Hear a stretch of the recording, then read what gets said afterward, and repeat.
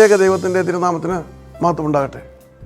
ഇന്നലത്തെ ചോദ്യം, മിസ്രൈമ്യരുടെ മേൽ ദൈവം അയച്ച നാലാമത്തെ ബാധ എന്തായിരുന്നു? ഉത്തരം, ഈച്ചകളുടെ ബാധയാണ് നാലാമത്തെ ബാധ.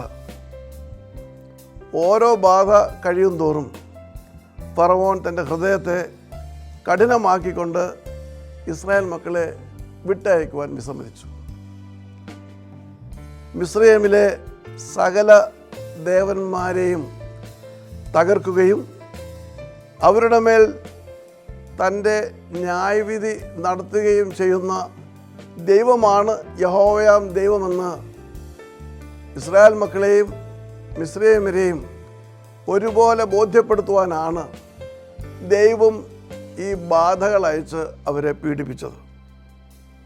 നാലാമത്തെ ബാധയായ ഈച്ചയുടെ ബാധ അവർ ആരാധിക്കുന്ന ബീൽസെബൂബ് എന്ന ദൈവത്തിൻ്റെ മേലുള്ള ന്യായവിധിയായിരുന്നു. ഇന്നലത്തെ വിജയി